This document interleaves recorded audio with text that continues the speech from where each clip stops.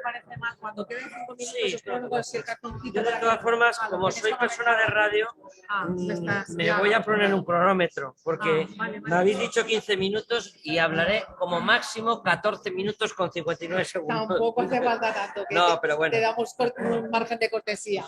¿Qué tal? Encantado.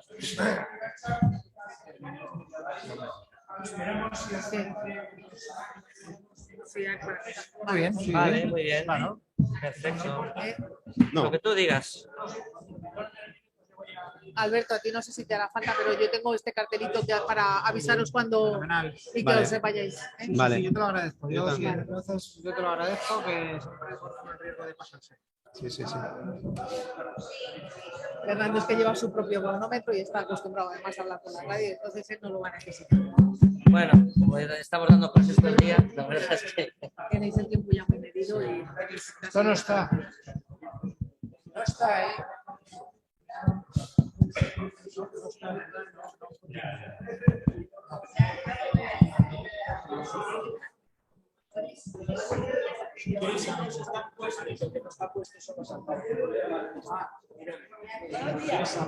Fernando, esta debe ser tuya. Gracias. Yo me llevo los equipos de allí. Vale, Muy bien.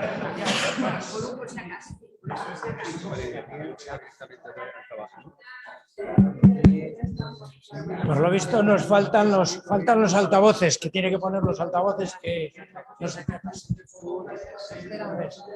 Hoy tengo simplemente confianza. Es que ha sido expreso o ya estaba preparado para otras... Power Expreso para esto. Sí, pues, No lo he hecho nunca. vine ayer, de hecho. No, lo que pasa es que, o sea, yo siempre preparo PowerPoint, lo que pasa es que yo creo que era importante tener cuatro Sí, no, ideas. está fenomenal porque además a la gente lo visualiza. Pero hoy efectivo, sí.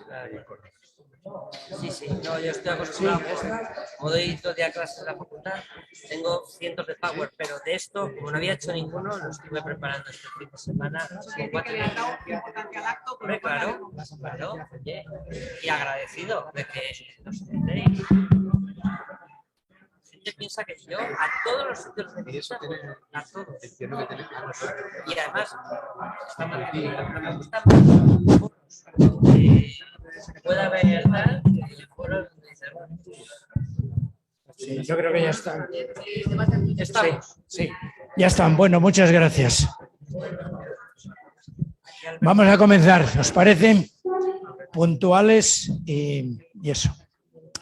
Bueno, pues bienvenidas y bienvenidos todos a esta segunda jornada sobre las inmatriculaciones que ha organizado, como sabéis, Redes Cristianas con la colaboración muy estrecha de Europa Laica y de la asociación Recuperando.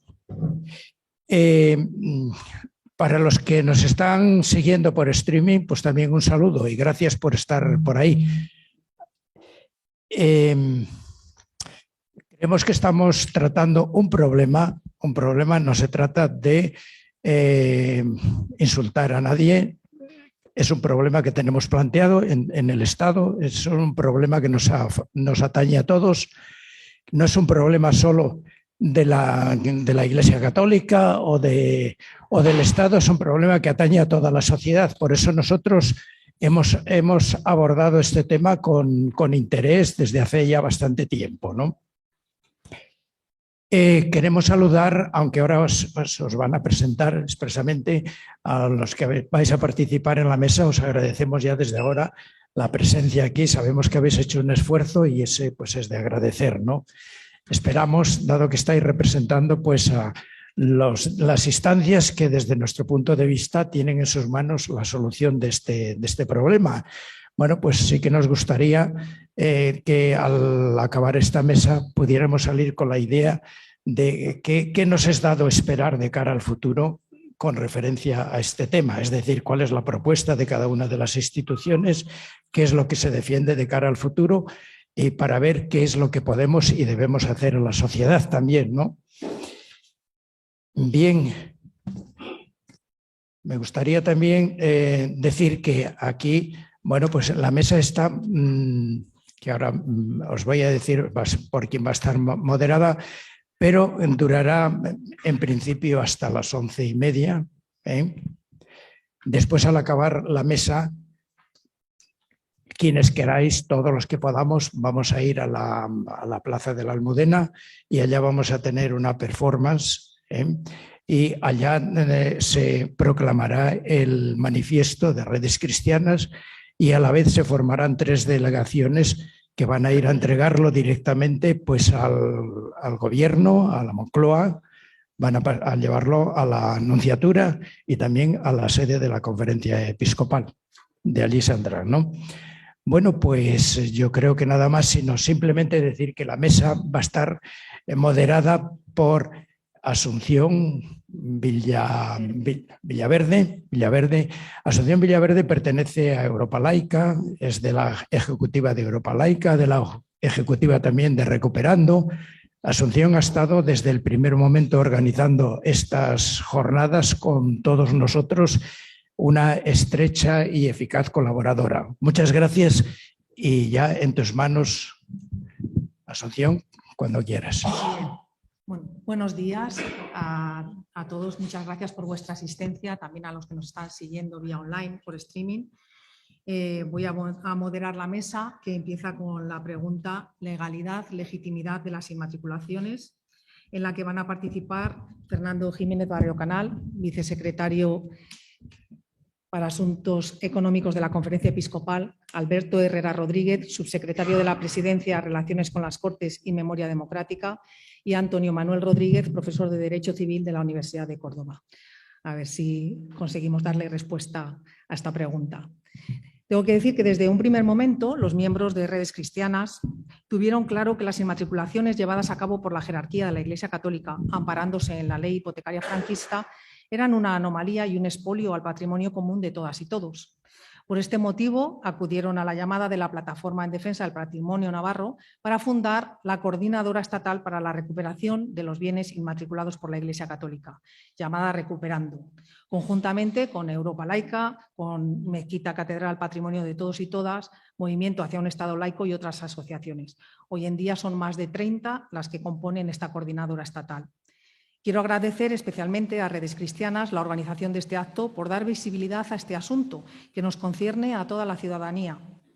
Y espero que esta mesa de debate sirva para la difusión y concienciación social de la situación provocada por estos cerca de 100.000 bienes inmatriculados por la Iglesia Católica. Y sin más dilación, vamos a lo que nos interesa, que es escuchar a los ponentes, que seguro que nos van a ilustrar sobre esta compleja materia. En primer lugar, voy a dar la palabra a Fernando Jiménez Barrio Canal, nacido en Madrid y está aquí a título personal. Es profesor de Economía Financiera y Contabilidad de la Universidad Autónoma de Madrid. Desde 1998 ha sido decano de la Facultad de Económicas y Empresariales de la UAM hasta 2010 y desde 2015 subdirector del Departamento de Contabilidad de la UAM. También ha escrito varios libros sobre la fiscalidad y la financiación de la Iglesia Católica en España, con lo cual es un entendido en esa materia. El último, El camino de la transparencia y el buen gobierno en la Iglesia. También ha sido presidente de la cadena COPE hasta el pasado mes de junio. Por lo tanto, aunque ha hecho hincapié en que habla a título personal, seguro que por su currículo y trayectoria profesional tiene mucho que aportar sobre esta materia. Cuando quieras, Fernando, tienes la palabra. Muy bien, pues buenos días a todos. Efectivamente, yo vengo porque me ha invitado un amigo. No vengo en representación de nadie, aunque soy el vicesecretario para Asuntos Económicos de la conferencia, eso no lo puedo evitar. Estoy encantado de estar aquí con ustedes, a pesar de que parezca lo contrario. Yo estoy encantado de venir a todos los foros donde se me invita voy. Sé que en algunos soy acogido con grandes aplausos y en otros pues con gran escepticismo. No espero convencerles a ustedes, a ninguno de los que están aquí presentes, de mis argumentos, y es más, creo que van a hacer ustedes un verdadero esfuerzo escucharme estos 14 minutos con 20 segundos que me quedan para poder hablar, pero ¿qué le vamos a hacer? Me han invitado ustedes, pues tendrás que escucharlo. Yo voy a intentar dar datos, daré algunas opiniones, pero bueno, doy datos. Mi pregunta es si los obispos nos roban a los españoles o no, pero yo también soy español y también soy pueblo. ¿Nos roban o no nos roban? Miren, la Constitución dice que ningún Estado ninguna confesión tiene carácter estatal, No vivimos en un Estado laico, entonces, ¿por qué la Iglesia recibe 11.600 millones según un estudio de Europa laica, por ejemplo, en algún momento? ¿Esto es cierto o no es cierto? Esto, bueno, pues evidentemente hay un informe, yo me lo he estudiado muy bien, desde hace muchos años estudio estos informes y bueno, pues hay muchas cosas de las que se hablan sobre el expolio de la Iglesia o los privilegios de la Iglesia, la X del IRPF, la clase de religión, los privilegios fiscales que tiene la Iglesia, toda la enseñanza concertada por la Iglesia recibe miles de millones, o los capellanes en las cárceles, los hospitales, la ausencia de transparencia en la que se mueven las cuentas de la Iglesia y, por supuesto, también el tema de las inmatriculaciones. Bueno, he intentado resumir los principales temas, seguro que a ustedes se les ocurren alguno más.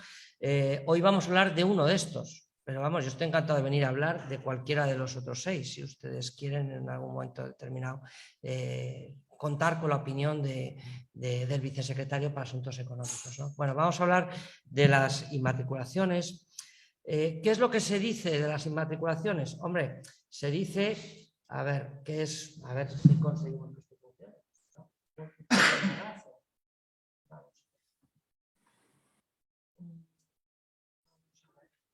Es una faena, sí, pero hace falta que aparezca bien.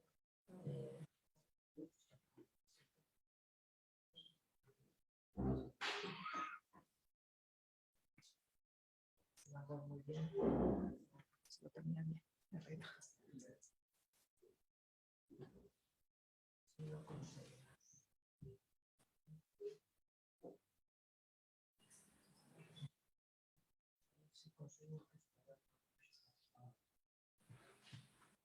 Sí, pero el tema es que luego no nos salen aquí los ítems. Bueno, vamos a ver. Aquí más o menos lo leen, ¿no? Miren, se dice que la Iglesia se ha apropiado de bienes que son de todos. Solo entre el año 95 y el 98 y el 2015 nos hemos apropiado de más de 34.900 bienes, ¿no? Ha sido de acuerdo con un sistema, con un privilegio franquista de una antigua ley de 1946.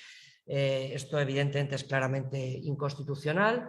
Además, la Iglesia no paga impuestos por los bienes que nos ha quitado a todos los españoles, sino que recibe importantes subvenciones. Me imagino que con algunas de estas afirmaciones ustedes estarán de acuerdo, ¿no? Me imagino, ¿no? Recibe suculentas subvenciones y se dedica incluso a hacer negocio con esos bienes que nos ha robado, ¿no? Estos bienes son del pueblo, no son de la jerarquía, puesto que la Iglesia, los obispos se los han querido contar. Incluso Evaristo el otro día escribía en Religión Digital que era una práctica contraria al Evangelio, ¿no? Bueno, pues estos son algunos de los argumentos de los que se habla, ¿no? Miren, yo creo que es importante decir que inmatricular, como ustedes saben, consiste en registrar por primera vez un bien en el registro, ¿no? Y es muy importante recordar que la inscripción registral no otorga la propiedad. Es decir, por el hecho de que yo tenga un bien inscrito en el registro a mi nombre, no significa que ese bien sea mío. La propiedad se adquiere, y aquí hay gente que sabe mucho de derecho, por los medios originarios previstos en el Código Civil, etcétera, de adquisición de la propiedad. Inscribir un bien en el registro no supone que el bien sea tuyo, salvo que dispongas de otro título o salvo que, bueno, pues haya otra fórmula concreta, pero desde luego que un bien esté figurando en el registro no me hace propietario, me hará propietario otras cosas. ¿Vale? Yo creo que esto también es importante, ¿no? El registro lo que hace es ofrecer seguridad al verdadero propietario, ¿no?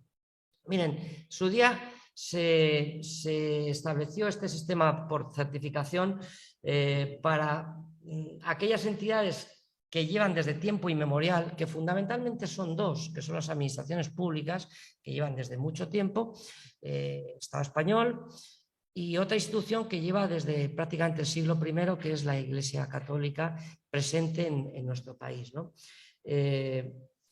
También recordar que cualquier persona que tenga un título de propiedad suficiente puede reclamar, esté el bien inscrito o no esté el bien inscrito. Eso es un derecho que tenemos todos los ciudadanos y que podemos acudir a los tribunales, ¿no?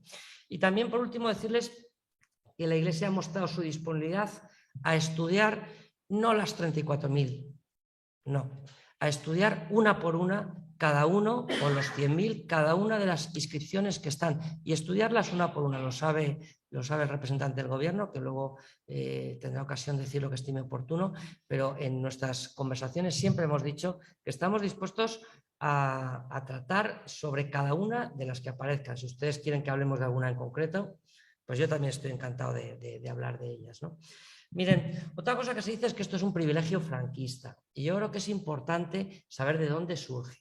Lo primero, el registro, tal y como lo conocemos hoy en día, el registro de la propiedad, realmente nace en 1861, es decir, antes de ayer. Como un complemento, y todo esto de las inmatriculaciones surge como un complemento de la legislación desamortizadora. Es decir, durante una serie de años, con la desamortización de Madoz y de Mendizábal, pues evidentemente se expropiaron a la Iglesia una serie de bienes y posteriormente se quiso que quedaran claros que había algunos bienes que eran de la Iglesia. Pero evidentemente las escrituras no existen, porque no existen escrituras ni del siglo XV, ni Fernando III hizo una escritura en 1240 y tantos sobre ese templo que se edificó sobre un antiguo templo visigótico y que luego fue una mezquita y que luego fue una catedral, ¿no? Bien, yo estoy dando mi opinión y por supuesto ustedes luego pueden rebatir lo que estimen oportuno, ¿no? En el año 1861 comienza el registro y es verdad que se ofrece la posibilidad desde ese momento a que la Iglesia pudiera inscribir una serie de bienes que pudieran ser suyos desde tiempo inmemorial. La Iglesia y otras instituciones, ¿no? En concreto a través del decreto de 1863. Miren, después ha habido una ley hipotecaria en 1909.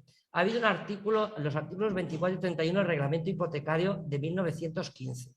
Si ustedes se repasan la Constitución de la República, los artículos 26 y 27 de la Constitución de la República, no deroga estas prácticas de la posibilidad de inmatriculación, no las deroga.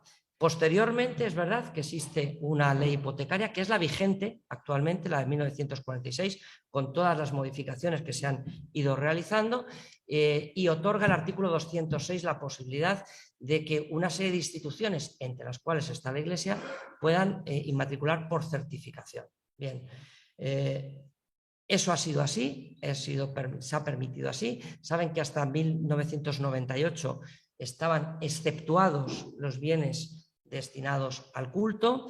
Se ve que esta exceptuación es una discriminación clara de la Iglesia Católica con relación a otras confesiones religiosas que sí quedaba claro y manifiesto que podían inscribir los templos. Y en el año 1998 se suprime esa exceptuación y la Iglesia desde el año 2098 hasta el 2015 continúa inmatriculando los bienes, ¿no?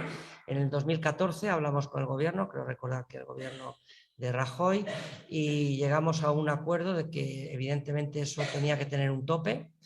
No sé por qué no tiene tope para las administraciones públicas. Sería interesante saber por qué las administraciones públicas pueden seguir inmatriculando. Oye, tengan un periodo y cuando terminen, pues ya está. Pero bueno, la Iglesia se estableció de esta manera y así ha sido, ¿no? Por cierto, es una de las pocas leyes que no tuvo vacación y que al día siguiente de que fue aprobada entró en vigor y la Iglesia dejó de tener la posibilidad de inmatricular. Bien, estábamos de acuerdo, con lo cual todavía no había ningún problema, ¿no?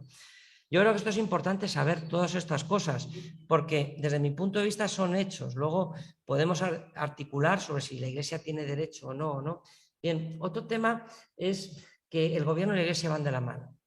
Yo al subsecretario le he conocido hace un tiempo, tenemos una buena relación, como la hemos tenido con todos los gobiernos, pero desde luego cada uno defiende lo suyo, ¿no? En el año 2021 nosotros recibimos, igual que el Congreso, igual que la prensa, un listado de los 34.900 bienes que habían sido inmatriculados de acuerdo con los registradores de la propiedad. ¿Y qué es lo que hicimos? Junto con un informe, por cierto, del Ministerio de Justicia, donde decían que se habían hecho conforme a la ley. No lo decíamos nosotros, lo decía el Ministerio de Justicia, ¿no? Bien, nosotros lo que hicimos fue analizar una por una las 34.961 inmatriculaciones que se decían. y las analizamos una por una. No sé si se pueden ustedes imaginar lo que supone, porque yo en mi departamento de transparencia tengo a 2 personas. Cogimos un listado en PDF, lo convertimos en una base de datos, una por una fuimos viendo qué era lo que pasaba con cada una de las inmatriculaciones, las dividimos por diócesis, las enviamos a las diócesis, las repasamos y detectamos pues lo que nosotros llamamos 2.500 incidencias. Son esas 2.500 que desaparecen en un informe que, por cierto, entregamos al gobierno. Entregamos en su día al presidente del gobierno, que vino a la conferencia episcopal, fue amable en venir, y ese mismo día colgamos en la página web de la conferencia episcopal y ustedes pueden ver este informe, porque está escrito con estas anomalías que decíamos, que había 84 bienes que no correspondían a la jerarquía de la Iglesia, incluso había algún bien que estaba inscrito a otra confesión religiosa, que había 111 registros duplicados, que había 600 de los cuales no sabíamos de qué iban, que había algunos que no correspondían a ese periodo y que por tanto no eran correspondientes a estos, que a 31 bienes la Iglesia no le consta en ningún caso que los haya matriculado, que había 28 que había errores, bueno, que había bienes que estaban sepultados en pantanos y que, en fin, que podíamos devolver esos, pues era difícil, ¿no? Porque no se podría celebrar misa bajo tierra, ¿no? Que había 278 bienes que no eran nuestros, y que había 600 bienes que se adquirieron de manera distinta al sistema de certificación, que se inmatricularon de manera distinta, ¿no? Todos estos bienes están uno por uno entregados en un listado. Y sobre esas anomalías, pues claro que estamos dispuestos a hablar, porque decimos, oye, pues lo que no nos consta, pues no nos consta. Y lo sabe el subsecretario y lo sabe la subdirectora de Asuntos Religiosos, que todas las diócesis españolas están a disposición de revisar todas estas cosas, ¿no? Yo no sé si esto es transparencia o no, pero lo hemos intentado hacer, ¿no? Miren, la mayoría de estos bienes inmatriculados están incluidos, son bienes destinados directamente a la actividad de la Iglesia, como templos, capillas, ermitas. En el mismo informe se dice que la mayoría, 20.000, son bienes destinados al culto o actividades complementarias. Y luego hay bienes que se recibieron en su día en donación, porque hubo fieles que durante 20 siglos han querido testar a favor de la Iglesia, ¿no? Y ha sido así, y eso es como nosotros lo hemos visto. Miren, la mayoría de estos bienes en su conjunto son generadores de gastos. Yo entiendo que siempre pongamos el ejemplo de Córdoba, y podemos hablar de Córdoba. Si ustedes quieren hablar de Córdoba, hablaremos de Córdoba, pero la mayoría de los bienes son generadores de gastos, son bienes que hay que mantener y que poner a disposición del pueblo. Claro que sí, porque son bienes del pueblo, porque la Iglesia es el pueblo cristiano. Es el pueblo cristiano, y esos bienes son del pueblo cristiano, no son del obispo, son del pueblo cristiano, y no están registrados a nombre del obispo, están registrados a nombre del pueblo cristiano en cada una de sus iglesias particulares, ¿no? Yo sé que esto es polémico, lo que estoy diciendo, y ustedes se pueden enfadar conmigo claramente, ¿no? Pero como me han dejado hablar, pues no haberme dejado hablar, joder, ese es el problema, ¿no? Esta es la penúltima transparencia, es solo por provocar un poco, ¿no? Miren, yo creo que esto que voy a hablar sí forma parte del campo de la opinión. Miren, yo creo que hay que dar al César lo que es del César y a Dios lo que es de Dios. La Iglesia debe custodiar los bienes que se le han entregado para administrar. Sí, miren, la Iglesia no quiere privilegios, pero tampoco quiere discriminaciones. Es decir, aquellos bienes, estoy terminando, por tanto, los bienes que son que se le han adscrito a la Iglesia los debe custodiar. A mí me sigue resultando curioso dudar que la Catedral de Zaragoza no sea de la Iglesia de Zaragoza. No es del obispo. La Catedral de Zaragoza es de la Iglesia de Zaragoza, es del pueblo de Zaragoza, pueblo cristiano de Zaragoza. A mí lo veo así. Bien, miren, es posible que haya mala praxis, que haya cosas que se hayan hecho mal. En 34.000 estoy seguro. Y para eso lo que hay que hacer es corregirlas una a una. Nosotros todavía no hemos recibido de la conferencia episcopal un listado de anomalías. El día que lo recibamos lo analizaremos una a una. Simplemente para concluir, para ceñirme al tiempo, miren, agradecer la oportunidad que me prestan. Yo estoy dispuesto a responder todas las preguntas. Claro, las opiniones son opiniones y cada uno tiene la suya, ¿no? Nosotros estamos dispuestos a corregir todo lo que sea necesario. Bien, para eso hay que estudiar caso a caso concreto. Si me plantean un caso concreto que no sea el de la ermita de Plasencia, pues podemos discutirlo, ¿no? Y la Iglesia solo quiere los bienes, y con esto acabo, la Iglesia quiere los bienes para cumplir su misión, que no es otra que anunciar el Evangelio, que vivir la fe y el ejercicio de la caridad a los demás, en los más débiles. Ese es nuestro objetivo. Muchas veces lo hacemos mal, yo solo sé que lo hacemos mal, pero lo que tengamos que corregir lo corregimos. Y nada, ya está. Muchísimas gracias por haberme escuchado, y cuando llegue el momento pues me someto a sus preguntas. Gracias.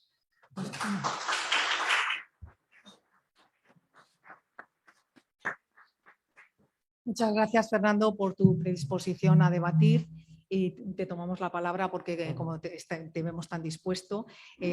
Permíteme que te corrija que los bienes no son del pueblo cristiano, son del pueblo, sea cristiano o no sea cristiano, que son de todos y de todas, no solo son del pueblo cristiano. Y bueno, es que no podía dejarlo pasar. Que es una opinión esa. Sí, claro que es una opinión, pero además nosotros pretendemos no solamente que se corrijan las anomalías, como tú has dicho, pretendemos que se corrija el conjunto de todos los bienes inmatriculados. Pero bueno, de eso vamos a hablar ahora cuando ya se debata. Permíteme que presente a Alberto Herrera Rodríguez, nacido en Madrid, es licenciado en Derecho, en Administración y Dirección de Empresas por la Universidad Autónoma de Madrid, máster oficial en Intervención de la Administración de la Sociedad por la UNED, ha desarrollado labor investigadora en el marco del programa de doctorado en Derecho y Políticas Públicas de la UAM, con la preparación de una tesis sobre la dimensión constitucional del acceso a la información pública. Funcionario de carrera del Cuerpo Superior de Administraciones Civiles del Estado. En 2019 desempeñó el puesto de Director General de Protección Civil y Emergencias en el Ministerio del Interior. Hasta febrero de 2021 ha sido subsecretario de Sanidad y posteriormente ha desempeñado el puesto de Subsecretario de Política Territorial y Función Pública. Actualmente es subsecretario de la Presidencia, Relaciones con las Cortes y Memoria Democrática. Por su formación y experiencia profesional podrá darnos muchas claves sobre la legalidad y legitimidad de las inmatriculaciones, porque Fernando nos ha ilustrado sobre la legalidad, pero nos falta otra parte, que es la legitimidad de las inmatriculaciones. Cuando quieras, Alberto. Bueno, pues muchas gracias y buenos días a todas y a todos. En primer lugar, quiero comenzar agradeciendo mucho la organización de estas jornadas, a Redes Cristianas, a Europa Laica por la actividad que desarrolláis en este marco, ¿no? Y por la relevancia, yo creo, de poder darnos un marco y un foro para poder debatir y hablar sobre estas cuestiones que sin duda tienen mucho interés. Es un honor además también compartir la mesa con Fernando por mi situación profesional y por su dedicación. Pues hemos tenido ocasión de trabajar de manera coordinada en los últimos meses, en el último año. Sí. ¿No se oye bien? ¿Ahí? ¿Mejor así? Bueno, pues siempre es un honor compartir con él espacios de trabajo, de debate y de encuentro y también de desencuentro, como él apuntaba. Y también con Antonio, que no habíamos tenido ocasión de coincidir, pero la verdad es que en cuanto uno profundiza y empieza a leer sobre bienes inmatriculados, enseguida se topa con su nombre, ¿no? Por lo tanto, también es un honor y un privilegio compartir la mesa con él. Y gracias por haber querido contar, no ya conmigo, sino sobre todo con el Ministerio de la Presidencia, de Relaciones con las Cortes y de Memoria Democrática, que es el departamento dentro del Gobierno de España que tiene atribuidas las competencias para las relaciones con las entidades religiosas.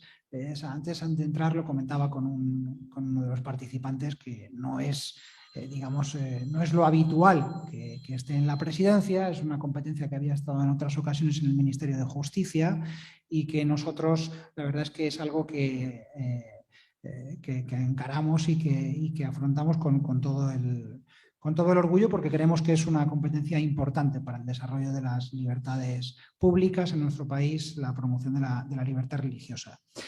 Por ir entrando en materia, ¿de dónde venimos? Bueno, pues lo ha explicado antes Fernando. A mí me gustaría, así, de las cosas que ha ido comentando también Fernando, alguna matizar, ¿no? Es decir, no podemos considerar, desde luego, el íter legislativo en el que aparecen ancladas las inmatriculaciones es el que la ha explicado. Es una legislación que viene del siglo XIX, que ha venido sufriendo modificaciones con el paso de los años, y tal vez la más polémica pues tuvo lugar en el año 96, con la entrada en vigor de la modificación tanto de la ley hipotecaria como del propio reglamento hipotecario, en el que básicamente lo que se hacía era esa atribución legal que se hacía a la Iglesia Católica para poder inscribir por primera vez un bien en el registro y matricularlo simplemente con una certificación eclesiástica, se ampliaba también a los templos y a los lugares de culto. Y se hacía sobre la base de una posible, así lo explicaba el legislador en las exposiciones de motivos de estas dos normas, sobre la base de una posible inconstitucionalidad de que estos bienes no tuvieran acceso al registro. Es verdad que sorprende un poco con el paso del tiempo, y así, digamos, también quedó puesto de manifiesto, tanto con la sentencia del Tribunal Europeo de Derechos Humanos como que generó la posterior modificación de la norma, que en ese mismo momento el legislador no se plantease ninguna duda sobre la constitucionalidad de que digamos, existieran un sujeto equiparado en prerrogativas y facultades a la hora de inscribir en el registro al Estado, que en ese caso era la Iglesia. Es cierto que esto pues a uno le hace reflexionar y tener algunas dudas sobre si aquella modificación realmente tuvo en cuenta todos los parámetros de constitucionalidad. En cualquier caso, hay dos realidades, ¿no? que la vigencia entre el año 98 y el año 2015 de aquella legislación pues ha venido provocando. De un lado, que la Iglesia ha tenido una forma de acceder al registro que no ha tenido ninguna otra entidad privada en nuestro país. Y esto es importante, esto es una realidad objetiva. Y en segundo lugar, que lo cierto es que esa facultad que ha utilizado la Iglesia Católica ha sido eficaz conforme a una norma que nadie derogó hasta el año 2015 y que nadie declaró inconstitucional. Podemos entrar a debatir todo el tiempo que queráis, y yo estoy dispuesto a hacerlo y a dar mi opinión, pero esas son dos realidades objetivas. La Iglesia tuvo una forma de acceder al registro que nadie más ha tenido y, por lo tanto, una forma privilegiada de acceder al registro. Seguramente una parte de ese privilegio, de esa fórmula para las inmatriculaciones tenía algún sentido en el momento de ordenar el registro de determinadas categorías de bienes, pero sin duda yo creo que no podemos dejar de pensar en una situación equiparada a la de un poder público. Claro, pensar que, comentabas antes, Fernando, que por qué las administraciones públicas conservan esa prerrogativa. Bueno, claro, hay una diferencia clara, y es que los poderes públicos tienen unas limitaciones férreas para actuar. Es decir, las actuaciones de los poderes públicos tienen que estar dirigidas al interés general y al interés público. Si no lo están, constituyen una desviación de poder. Por lo tanto, las garantías de que esas prerrogativas van a ser ejercidas dentro del marco de lo razonable, de que no van a ser un objeto de abuso, pues en el caso de los poderes públicos tiene una serie de resortes que no se encuentran en el caso de las entidades privadas, ¿no? Por lo tanto, lo primero que yo quiero explicar es que podemos estar tranquilos por el hecho de que las administraciones públicas conserven esa prerrogativa, porque en última instancia, detrás de las administraciones públicas y de los poderes públicos, ahí sí está el conjunto de la ciudadanía y la soberanía nacional que reside en el pueblo, ¿no? De manera que yo creo que en ese caso, eso es de dónde venimos. ¿Dónde estamos? Pues nosotros, y aquí me permitís que sí que hable en nombre del gobierno, somos un gobierno que creemos en la política útil. Y la política útil no es seguramente compatible con resolver rápidamente grandes problemas, sino con ir avanzando poco a poco. Para nosotros eso es una política útil. Y creemos que en este caso ha habido dos cuestiones que ningún otro gobierno ha impulsado, pero que este gobierno sí lo ha hecho. Y lo ha hecho en un espacio de tiempo muy breve. El primero es cumplir con una proposición no de ley que emanó del Congreso de los Diputados, fue propuesta por el Grupo Parlamentario Socialista e instaba en primer lugar a conocer cuáles eran esos bienes. Ese estudio dio como resultado que entre el año 98 y el año 2015 se habían inmatriculado unos 34.000 bienes, de los cuales aproximadamente 20.000 eran lugares de culto y otros 14.000 no lo eran. Eran bienes de otra categoría. Y en segundo lugar, lo que ha hecho este gobierno ha sido trabajar para que la conferencia episcopal, que como ha explicado antes Fernando, en este punto se mostró dispuesta a la colaboración, pues efectivamente analizara y compartiera con el conjunto, con el gobierno, pero también con el conjunto de los posibles interesados, cuál era la situación con respecto a esos bienes. El resultado de este informe, que efectivamente es público y que digamos, ha explicado aproximadamente Fernando cuáles eran esas categorías, nosotros sobre todo lo que más ponemos en valor es que se detectaron cerca de 1 millar de bienes sobre los cuales, como explicaba antes Fernando, o bien la Iglesia no cuenta con información suficiente para determinar cuál es su situación y por lo tanto nosotros entendemos que son bienes que pueden estar en conflicto, como que también hay otros bienes que claramente no pertenecen a la Iglesia Católica y que por lo tanto en el registro figuran de una manera que no parece ajustada a la realidad. Por tanto, entendemos que este resultado tiene utilidad.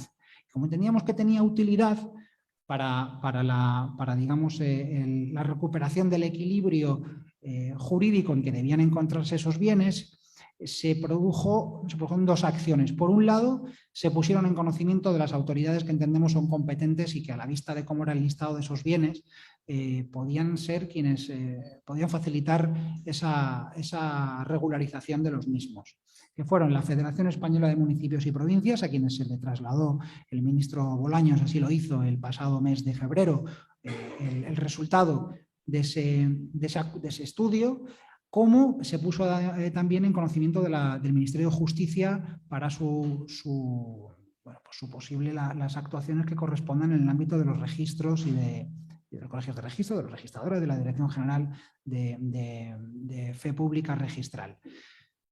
Y además se puso en conocimiento de todos los interesados, para que cualquier persona que encuentre en ese listado un bien que entienda que le puede pertenecer, digamos, tenga la seguridad de que en esos casos la Iglesia Católica no va a oponer un argumento de estos bienes son míos, porque ya han reconocido que o bien no lo son o bien, desde luego, no cuentan con información suficiente. Por lo tanto, entendemos que es útil. Esto significa que estas actuaciones, que insisto, ningún otro gobierno antes se había planteado ni desarrollado, sean las últimas, las únicas y que con esto se entienda que está cerrado absolutamente ya el asunto. En absoluto. Esto no lo habrán oído ustedes de ningún responsable público. La realidad es que además en ese acuerdo que alcanzamos con la conferencia episcopal, la propia conferencia se comprometía a que estaban abiertos, como además también ha explicado Fernando, a seguir trabajando y por lo tanto en el marco de la comisión mixta que mantenemos con la Iglesia Católica seguimos abiertos a recibir peticiones, solicitudes, bienes que se entienda que deben ser objeto de estudio, por una parte. Y por otra parte, nosotros entendemos que solo ese millar de bienes son los únicos sobre los que puede haber problemas. Ya les adelanto que no. Lo que sí tenemos muy claro desde el Gobierno es que si no hubiera sido por el impulso que desde el ámbito de las relaciones con la Conferencia Episcopal se hubiera dado a esta cuestión, hoy no contaríamos con esta información que entendemos, insisto, es relevante y es útil. Y no es ningún punto final ni tampoco representa, digamos, la aceptación de que el resto de cuestiones que no figuren en ese listado están perfectamente regularizadas. Por lo tanto, este es el lugar donde estamos. ¿A dónde vamos? Pues también se desprendía, no sé qué tal voy de tiempo. Pues dentro de un minuto te voy a pasar esto. Muy bien. Pues, ¿hacia dónde vamos? Bueno, pues vamos, yo creo que en este gobierno lo que cabe esperar es que, desde luego, nosotros vamos a continuar desarrollando todas aquellas actuaciones que consideremos que favorecen, por una parte, digamos, que el registro de la propiedad responda a la realidad posesoria, que responda también a la realidad de los títulos válidos y que, por lo tanto, que esos títulos justos en derecho contemplen su reflejo en el registro. Porque yo, a diferencia de lo que consideraba Fernando, que pensaba, efectivamente, el registro no constituye la propiedad. pero sí tiene una relevancia indudable, porque ante un conflicto, es decir, si la situación es pacífica, pues seguramente el registro es un trámite más que hacemos cuando alguien tiene la suerte de poder comprarse una vivienda. Se inscribe en el registro y en principio pues tampoco es lo que constituye la propiedad, efectivamente son sus escrituras elevadas públicas donde aparece el título válido en derecho. Pero en el momento en el que surge un conflicto y hay bienes que tienen largo recorrido histórico sobre su, digamos, en disputa sobre la posesión, sobre la propiedad, sobre el título válido, claramente el registro pues juega a favor de quien en el mismo está inscrito, porque tiene una presunción de veracidad y un funcionario público que ha inscrito esos bienes en un registro y por lo tanto se encuentran documentados. Por eso yo entiendo perfectamente que lo que ha ocurrido durante esos años en los cuales se han producido muchas inmatriculaciones, y así lo entendió el legislador en el año 2015, claramente es una situación que, como no, va a llamar la atención, ¿no? Que es decir, que haya una entidad privada a la altura, en la misma posición que una entidad pública, que un funcionario público. Y estas dudas, o este parecer, no es algo particular o exclusivo del Gobierno, sino que el propio Tribunal Europeo de Derechos Humanos, como antes mencionaba, también se formulaba esas cuestiones, ¿no? ¿Cómo es posible que en España algo que hace un funcionario público también lo pueda hacer en este caso, pues se puede hacer a través de un certificado eclesiástico? Pero insisto, lo cierto es que aquella situación no fue declarada inconstitucional, aquella situación, por tanto, fue vigente, tuvo vigencia, fue eficaz jurídicamente, y ahora lo que nos toca a los poderes públicos es afrontar la solución de situaciones complejas, y lo que les puedo asegurar es que este Gobierno lo ha hecho, lo hace y lo va a seguir haciendo con esa perspectiva de política útil. La política útil pueden ser estos acuerdos de colaboración a los que hemos llegado con la Iglesia y que estamos perfectamente dispuestos a seguir manteniendo en ese diálogo permanente, por supuesto también en diálogo y escuchando de cerca a la sociedad civil y también planteando posibles escenarios, ¿no? Como cuando aquí salía el asunto del patrimonio histórico. Seguramente este Gobierno tiene también entre sus iniciativas la reforma de la Ley de Patrimonio Histórico. Seguramente en ese ámbito también puedan abordarse cuestiones para, en última instancia, salvaguardar que esos bienes, más allá de cuál sea su propiedad, de dónde estén inscritos en el registro, pues puedan tener una naturaleza que nos permita a todos estar tranquilos y saber que el patrimonio histórico de todos cuenta con garantías para su mantenimiento y para su disfrute por el conjunto de la sociedad. Yo creo que esto es importante. Y por último, creo que me ajusto al tiempo, no me gustaría finalizar sin agradecer, lo hacía al principio, ya no solo la organización de este foro, sino también el trabajo que en el día a día se lleva a cabo desde organizaciones como la vuestra, como la suya, que claramente son un acicate para quienes desarrollamos actividades de responsabilidad pública y a las que yo creo que hay que reconocerles un valor. Si antes le decía que yo creo que sin el compromiso del Gobierno por impulsar el cumplimiento de la proposición no de ley, para conocer y tener información sobre los bienes inmatriculados o para llegar a acuerdos en el ámbito de la política útil, sin ese impulso no estaríamos, tampoco no tendríamos hoy ningún avance, también quiero reconocerles que sin el empuje que tiene la sociedad civil organizada en este y en otras cuestiones, muchas veces tampoco a las instituciones tendríamos el suficiente impulso. Por lo tanto, les agradezco mucho su trabajo y bueno, pues quedo a disposición de lo que estimen. Muchas gracias.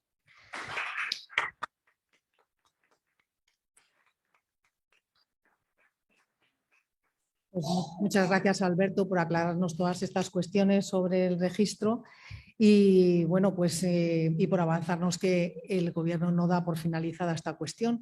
Esperemos que cuenten también con las asociaciones patrimonialistas que tienen mucho que decir al respecto y bueno, eso lo trataremos después más adelante. Voy a presentar en último lugar a Antonio Manuel Rodríguez Ramos, cordobés de Almodóvar del Río, de lo que le gusta presumir. Es profesor de Derecho Civil de la Universidad de Córdoba. Además de jurista, es escritor, músico y poeta. Siempre ha compaginado su labor creativa con la docencia y con el activismo social, cultural y político. Es vicepresidente de la Federación de Ateneos de Andalucía, patrono de la Fundación Blas Infante y firme defensor del legado patrimonial e histórico andaluz. autor de varios libros como La huella morisca y el último que está presentando, La luz que fuimos.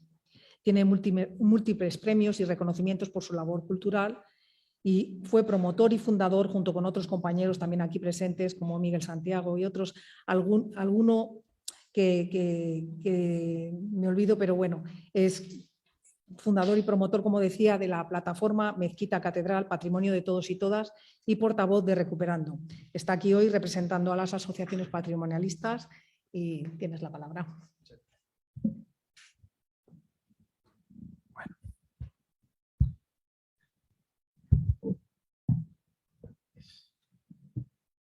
Hola, buenos días a todas y a todos.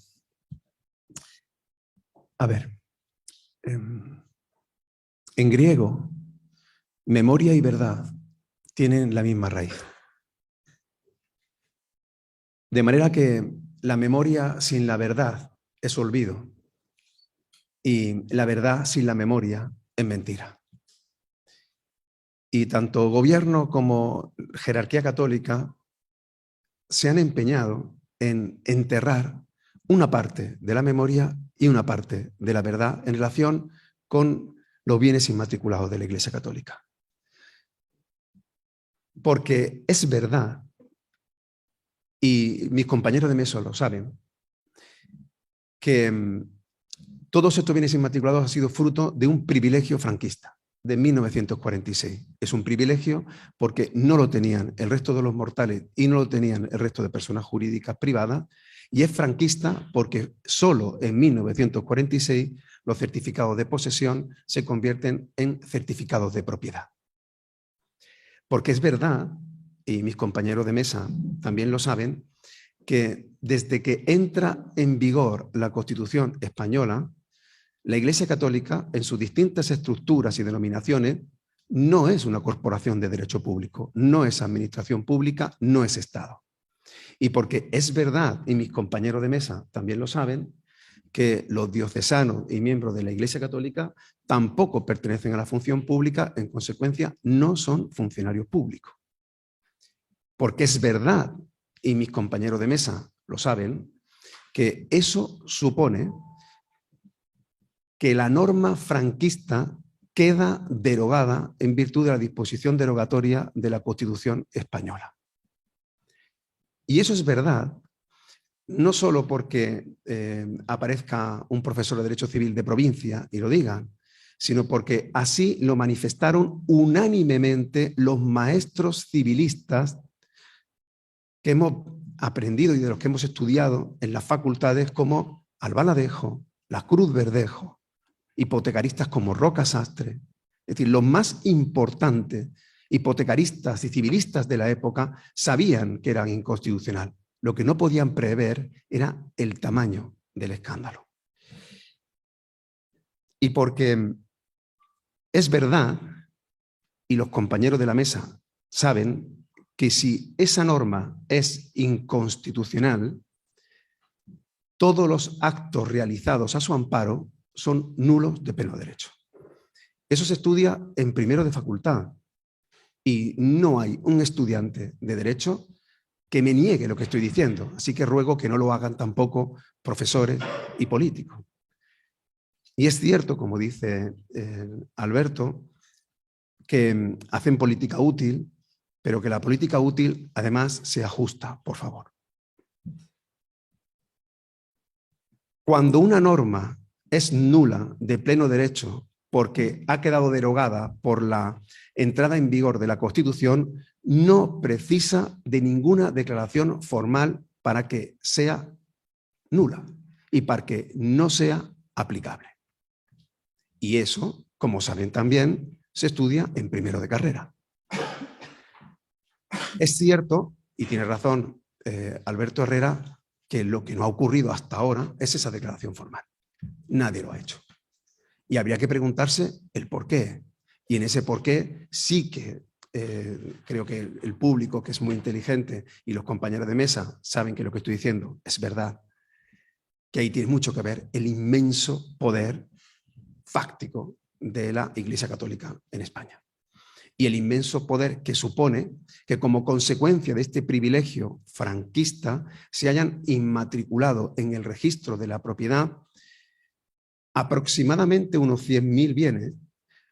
Calculamos por una razón muy simple, porque desde el 98 sabemos que son 35.000, pero allí donde tenemos los listados, porque se han pedido, entre otros, por partidos que hoy ocupan el gobierno, por ejemplo, Cataluña, Euskadi, Navarra, Baleares o ciudades como Córdoba, los bienes inscritos antes del 98 o triplican o como mínimo duplican los anteriores. Pongamos un caso muy burdo, Córdoba capital. En Córdoba capital el listado lo pidió el Partido Popular. Los bienes que aparecen en el listado de 1998 son 33. Los bienes que aparecen en el listado del Ayuntamiento de Córdoba lo quintuplican. Son 5 veces más. Es verdad, y mis compañeros de mesa lo saben, que hay sentencias del Tribunal Constitucional que han apreciado la inconstitucionalidad por criterios exactamente iguales. Ocurrió en 1993 con una norma de la Ley de Arrendamientos Urbanos que entendía que era inconstitucional porque se vulneraba el principio de confesionalidad y el principio de igualdad, porque se equiparaba a la Iglesia Católica con la administración pública y a los obispos y a los diocesanos con notarios o funcionarios públicos. Porque ese mismo argumento lo repitió otra sentencia del Tribunal Supremo en 1996. Lo que ocurre es que, como dije antes, no se atrevió sorprendentemente a derogar o por lo menos pronunciarse expresamente desde un punto de vista fáctico sobre la norma. Lo ha hecho el Tribunal Supremo, especialmente el Tribunal Europeo de los Derechos Humanos por la vulneración de la Carta Europea de los Derechos Humanos, por el principio de propiedad y sobre todo por la vulneración del principio de igualdad de armas y del principio de la defensa efectiva. ¿Por qué? Porque todas estas inmatriculaciones que la jerarquía católica realizó con una certificación eclesiástica, es decir, sin aportar ningún título de dominio, sin aportar ninguna prueba, se hizo a espaldas de la ciudadanía y a espaldas de la administración. Se hizo de manera oscura, opaca, con una falta de transparencia realmente sorprendente para los tiempos que corren y inasumible para un Estado democrático. Eso que estoy diciendo yo, no lo estoy diciendo yo. Lo dice el Tribunal Europeo de los Derechos Humanos, que se llevó la mano a la cabeza y dijo que eso era sorprendente y declaró nula aquella inmatriculación y pidió que se declararan nulas todas las demás. El gobierno no lo hizo y por eso fue condenado por el gobierno de España a pagar una indemnización. Pero eso no quita que la norma siga siendo nula, porque las normas nulas lo son siempre. Porque una norma nula no se convierte en válida por el paso del tiempo, porque la validez no se usucape en derecho. Y los compañeros de mesa saben que lo que estoy diciendo es verdad cuando para derogar una norma formalmente por inconstitucionalidad sobrevenida no hace falta ni siquiera rango de ley. Porque cuando Aznar deroga el reglamento hipotecario en 1998 para permitir el acceso de los templos de culto, está haciendo algo que en parte está bien. Porque aunque pueda resultar sorprendente, no todos los templos de culto deben pertenecer ni al pueblo, ni a la iglesia. Habrá que ver a quién, ¿no? Puede pertenecer a una propiedad privada. Puede pertenecer como un bien patrimonial a una diputación provincial, como por ejemplo a la Iglesia de la Merced en Córdoba, o a la Universidad de Córdoba. Y puede pertenecer a la Iglesia, ¿por qué no? Pero si lo demuestra, como cualquier otro ciudadano. ¿Y qué hizo Aznar? Derogó la norma por inconstitucional. Dijo, en efecto, la Iglesia Católica no tiene el mismo derecho que el resto de los mortales para poder inscribir lo que pueda acreditar que le pertenece. ¿Y qué rango de norma utilizó? Un reglamento. Si utilizó un reglamento, ¿por qué el gobierno no puede utilizar un reglamento para declarar inconstitucional lo que también es inconstitucional? ¿Por qué lo pudo hacer Aznar y no lo puede hacer un gobierno de otro signo político? Pero es que digo más. La Dirección General de los Registros y del Notariado, en el 2001, declaró que la negativa de una registradora a inscribir una iglesia en 1997 estaba equivocada. Quiero que se queden con las fechas. Es muy importante lo que voy a decir. La registradora dijo, yo no voy a inscribir una iglesia porque está prohibido, era su argumento, hasta la reforma del 98. Y es la Dirección General de los Registros del Notariado, con una simple resolución, la que dice, se equivocó. ¿Y saben por qué se equivocó? Se equivocó porque esa norma era inconstitucional. Lo cual demuestra que hasta una simple resolución de la Dirección General del Registro del Notariado puede convalidar una situación, repito, antes del 98. Es que era del 97. ¿Qué quiero decir eso? Quiere decirse que si se quiere hacer, se podría hacer. Y que si no se hace, no es porque no se pueda jurídicamente, es porque tiene unas consecuencias políticas y patrimoniales de primerísima magnitud. Y en eso yo creo que todo el mundo está de acuerdo. Esa es realmente la cepa del mal. Entre otras cosas, porque la jerarquía católica ha inmatriculado lo que antes poseía. En la Ley de Patrimonio Histórico del Estado del 85 ya se apuntó en los debates parlamentarios y en estudios que acompañaron al mismo que la Iglesia poseía el 80% del patrimonio histórico del Estado. Bueno, como lo ha inmatriculado, hoy la Iglesia tiene inmatriculado no solamente 100.000 bienes de toda índole, cementerio, garajes, cocheras, etcétera, es que tiene más del 80% del patrimonio histórico del Estado a su nombre, como si fuera un bien privado. Eso supone un enorme desmantelamiento de nuestro capital como Estado, como pueblo. Pero es que muchos de todos esos bienes deberían ser dominio público. ¿Y por qué deberían ser dominio público? Por algo que yo creo que también es verdad y mis compañeros de mesa saben. Porque la mezquita de Córdoba no se puede vender. Porque la catedral de Burgos no se puede vender. Porque la catedral de Sevilla no se puede vender. Y si no se puede vender, como dicen los modernos administrativistas, no es como consecuencia de que sea un bien de dominio público, sino porque es la causa para que sea un bien de dominio público. El sacarlo del mercado del tráfico jurídico como su mejor protección. Y yo pregunto, si eso ocurre en Portugal, si la Catedral de Lisboa pertenece al Estado de Portugal y es consecuencia de un acuerdo del Estado de Portugal con el Vaticano en 1940, si la Catedral de Notre Dame pertenece al Estado francés, como consecuencia también de su legislación, si este privilegio franquista es una anomalía en Europa que solo pudo utilizar la Iglesia Católica en España, pregunto, ¿en qué momento vamos a regular cuando un bien de dominio público que sea de uso religioso esté oportunamente catalogado e inventariado? ¿Eso quiere decir que todas las iglesias son bienes de dominio público? Yo sinceramente creo que no. ¿Eso quiere decir que hay algunas que sí? Por supuesto que sí. Y habrá que determinar cuáles y con qué criterio. Porque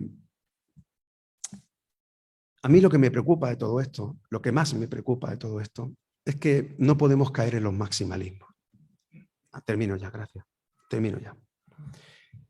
No podemos caer en los maximalismos. Y soy consciente de todo eso. Y todos los que estamos y todas las que estamos aquí sentadas somos conscientes de todo eso. Pero a mí me duele como jurista, porque soy profesor de Derecho, el tener que explicar a mis alumnos que hay injusticias consentidas y que hay ilegalidades en masa que no se pueden rebatir. Porque tuvieron que ir al Tribunal de Justicia de la Unión Europea para decir que las cláusulas abusivas en las hipotecas eran nulas. ¿Y eso supuso un quebranto de la seguridad jurídica en el Estado español? No. ¿Supondría un quebranto de la seguridad jurídica del Estado español que se declararan nulas todas las inmatriculaciones practicadas desde la entrada en vigor de la Constitución española? Yo pienso que no. Porque sería justicia. Porque Fernando Jiménez Barrio Canal ha dicho, y tiene razón, que la inmatriculación no concede el dominio. Bueno, pues si la inmatriculación no concede el dominio, creo que no tendrán ningún problema en desinmatricular, porque si no lo tienen, pues tampoco lo van a perder. De manera que si no van a perder nada, como propuestas en firme, yo creo que el gobierno lo que tiene que hacer, es la propuesta que yo lanzo, es deshacer primero lo mal hecho, declarar la inconstitucionalidad de todos los bienes inmatriculados. ¿Lo puede hacer? Sí lo puede hacer.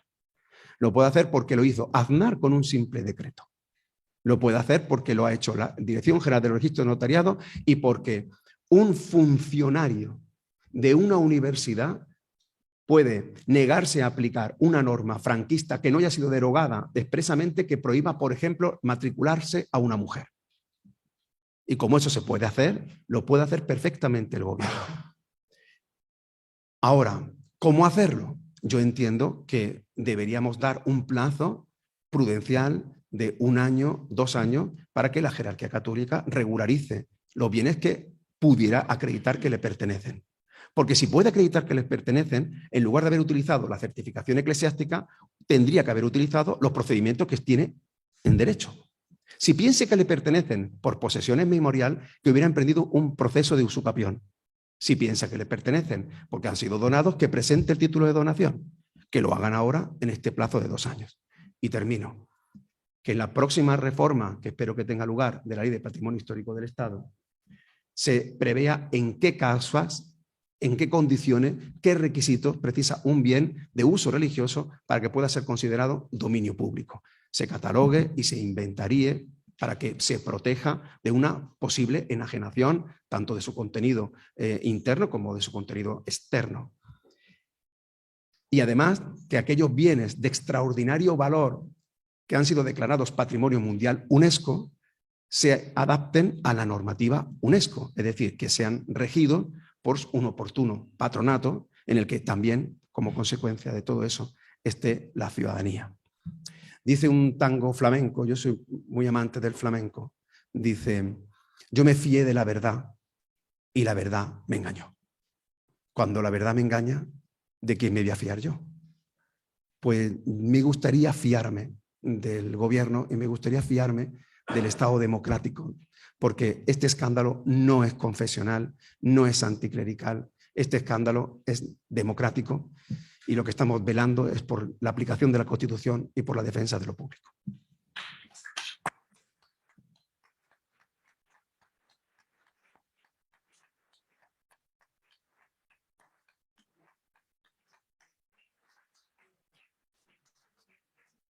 Muchísimas gracias por tus explicaciones tan oportunas y tan interesantes.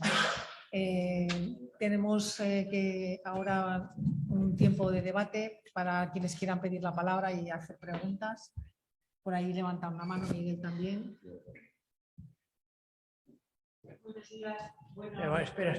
Espera, que hay otras. Bueno, ella ha sido la primera, ¿eh? ¿Ha sido la primera? Sí, sí. Bueno.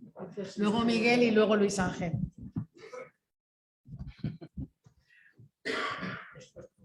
Buenos días, muchas gracias, ha sido interesantísimo y hemos aprendido muchísimo. 2 preguntas, una parece ingenua, pero puede representar a la persona que no sabe. ¿Por qué el Estado, no habiendo con claridad títulos de propiedad, no ejerció prioritariamente ese derecho de inscripción? ¿Por qué? Porque el Estado no fue el primero a la espera de que después se presentaran los títulos. Esa fue una pregunta. Y la otra pregunta es, ¿el Vaticano qué grado de propiedad tiene sobre los bienes de las iglesias nacionales o locales? Por ejemplo, el Vaticano respecto a la Iglesia de Zaragoza o a la Iglesia General Española, sus bienes, ¿qué grado de propiedad tiene?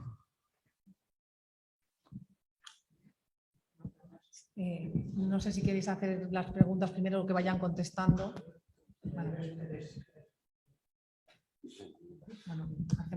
Bueno, buenos días.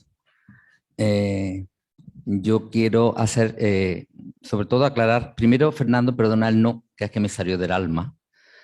No pretendí interrumpirte. Y te quiero decir que has sido una persona valiente por estar aquí entre nosotros. Me imagino es normal. Si yo me pongo nervioso cuando tú has dicho lo de San Vicente, es normal que tú estés pues con tus nervios y con una situación. Por lo tanto, yo te agradezco totalmente que estés con nosotros esta mañana, porque no es fácil, Fernando. Igual que para mí no era fácil cuando yo tenía que hacer ruedas de prensa y los guardias jurados pagados por el Cabildo de Córdoba no me dejaban entrar en el patio de los Naranjos para hacer ruedas de prensa. Me hubiera gustado que ellos lo hubieran hecho. Igual que mi gente de aquí, de Redes Cristianas y de otros colectivos, pues te abren la puerta para que te sientes y te sientas cómodo, amigo, confortable y cercano. Eso te lo digo como cristiano y como funcionario. También me gustaría, yo que soy cristiano y funcionario, que los funcionarios defendamos lo público principalmente y no lo privado, que para eso el pueblo en general nos paga. Y después, con respecto a lo de San Vicente, decirte algo importante, Fernando. Tú quieres defender tus argumentos basados en hechos concretos, jurídicos o históricos. No digas más lo de San Vicente, Fernando. No lo digas más, porque eso está desmontado históricamente y está desmontado. Aquí tengo el libro que he escrito recientemente sobre los obispos de la mezquita, que si Redes Cristianas tiene a bien, pues te lo puede regalar para que lo leas con tranquilidad, y está documentado científicamente por gente que más sabe de la etapa tardorromana. Es cuando hipotéticamente se hubiera construido ese templo. Entonces, no argumentemos cosas que no son, porque no son ciertas, Fernando. Y la transparencia que tú defiendes, y que me parece genial que lo hagas, y ojalá lo haga, empezando por el Cabildo de Córdoba, que no es transparente en absoluto. Maneja mucho dinero, que ha invertido en inversiones fraudulentas en algunos de los casos, y le ha salido el tiro por la culata en esas inversiones. Se recoge en el libro de los obispos de la mezquita, con datos concretos que el obispado y el cabildo no ha desmentido. Y quiero que lo leas, que lo veas, que lo analices.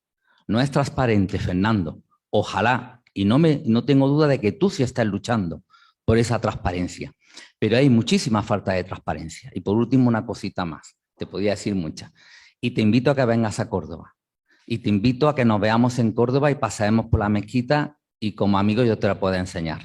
Y con respecto a lo del pueblo, que es muy importante, que Asun te dijo, mira, Fernando, pueblo cristiano, ¿quién ha ido restaurando la mezquita desde el siglo XIX hasta la presente, invirtiendo muchos millones de pesetas y muchos euros? El pueblo, no el pueblo cristiano. No le preguntaban, y sobre todo recientemente. Ahora, la última inversión que se va a hacer en la mezquita va a ser la restauración de la capilla real, $500,000 de euros. Y ese dinero se va a pagar con los fondos del Estado. Y no le preguntan, ¿usted está bautizado? ¿Usted es del pueblo o no es del pueblo? Por lo tanto, no hables de pueblo cristiano, pueblo, porque el pueblo es el que ha mantenido todo esto. Y ya termino, porque a Alberto le tengo que decir algo también. Y termino. Fernando, son cosas, sin embargo, mi carga no va sobre todo con la Iglesia, porque el interlocutor para la gente de la ciudadanía no es la Iglesia. La Iglesia se aprovecha de que este Estado esté permitiendo todo esto que hace la Iglesia, y hace bien. Los obispos son listos, evidentemente. Y Alberto, ¿útil para quién? ¿Para quién útil? Yo no he votado a esos partidos que conforman el actual gobierno, el mejor gobierno de los posibles que se podía formar. Y yo no le he votado para que sea útil, sino para que cumpla su programa electoral. El programa electoral que estaba en Podemos, estaba en Izquierda Unida y está en el PSOE. Para que el señor presidente, en su discurso de investidura, cumpla con su palabra. Para eso hemos votado a este gobierno, Alberto. Entonces, ya está bien de la utilidad. Útil para la democracia, útil para el voto de la ciudadanía, para eso hemos votado. Muchas gracias.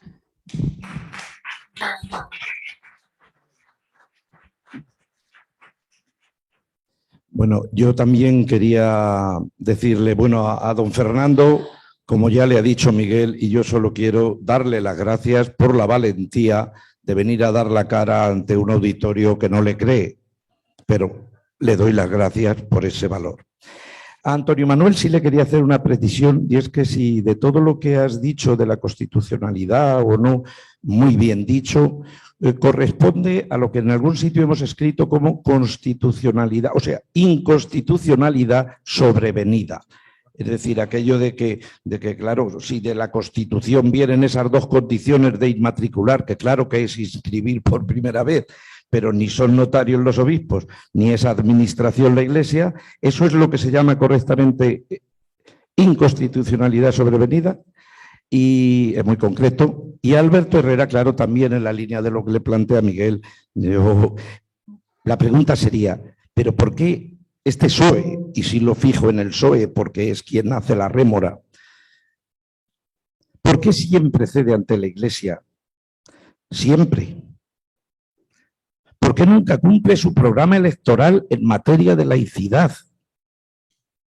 ¿Y por qué no deroga el concordato, que es la madre del cordero, bueno, o los acuerdos Iglesia-Estado, cuando tiene un socio de gobierno totalmente afín y toda una mayoría de investidura que está de acuerdo y le apoya? ¿Por qué no? ¿Cuándo va a llegar? Si os parece, vamos a contestar estas tres preguntas y luego damos la palabra a otras dos personas que están ahí al fondo.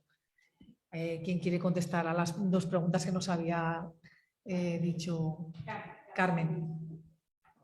A ver, yo hay una parte que me corresponde y otra parte que le corresponde a Alberto. A Alberto le corresponde porque el Estado no se ha anticipado. Bueno, pues se sabrá por qué no se ha anticipado, ¿no? Y ha inmatriculado todo antes de que lo inmatricule la Iglesia, ¿no? Dos cosas muy breves. Una, el romano pontífice es el sumo administrador de los bienes eclesiásticos y, por tanto, en última instancia, los bienes eclesiásticos están bajo el amparo del Papa. No me gusta hablar del Vaticano porque no sé jurídicamente lo que es. Conozco lo que es el Estado del Vaticano, que es una realidad jurídica también, me imagino que aquí muy discutida, y luego la Santa Sede. Estoy hablando del romano pontífice.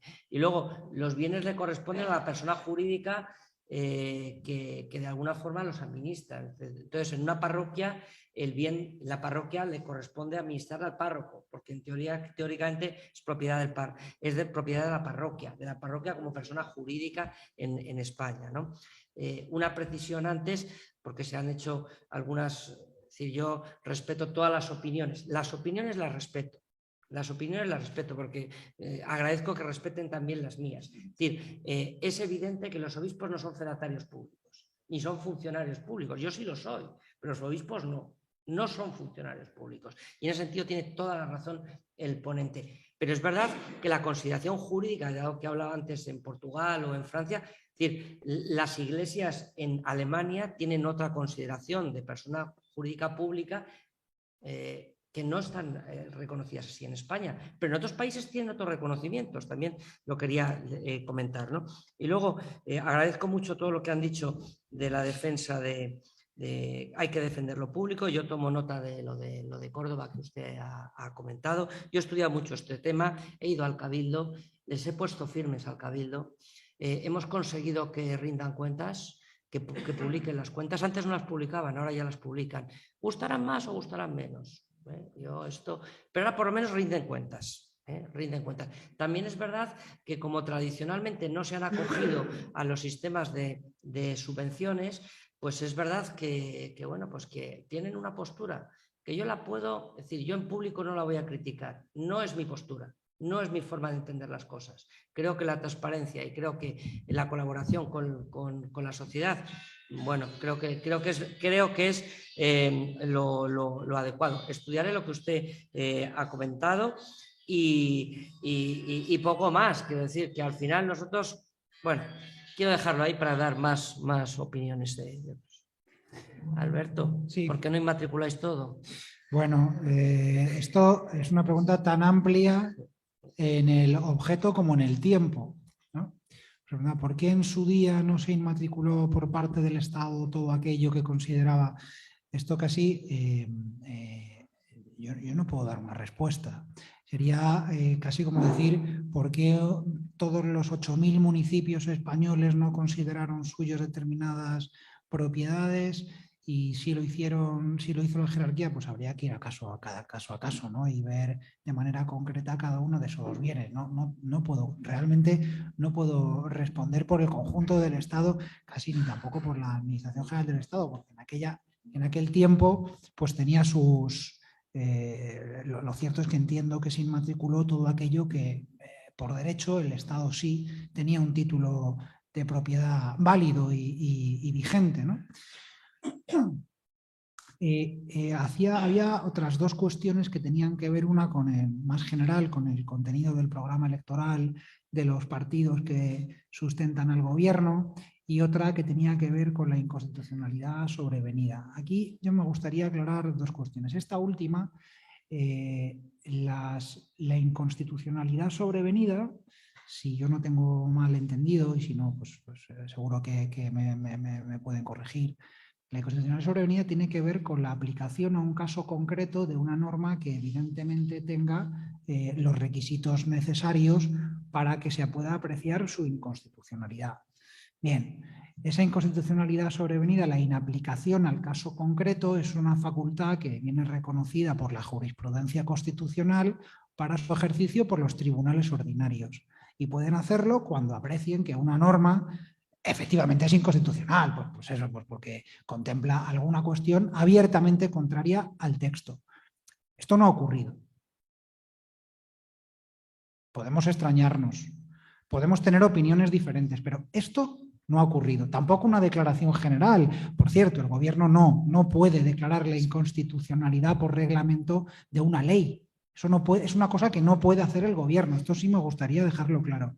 No se puede declarar la inconstitucionalidad de una ley haciendo ejercicio de la potestad reglamentaria del gobierno. Si alguien lo hace, desde luego habría que sustanciarlo ante los tribunales, porque no es una prerrogativa que tenga el gobierno. Esto yo creo que tiene que quedar claro. Sobre el cumplimiento del programa electoral o la denuncia del concordato o de los acuerdos con la Santa Sede. Nosotros, como gobierno, trabajamos con dos condiciones. Una, cumplir con los compromisos internacionales dentro del marco del derecho internacional. Y por lo tanto, la derogación de los acuerdos con la Santa Sede no es una cuestión sencilla ni exenta de complejidad.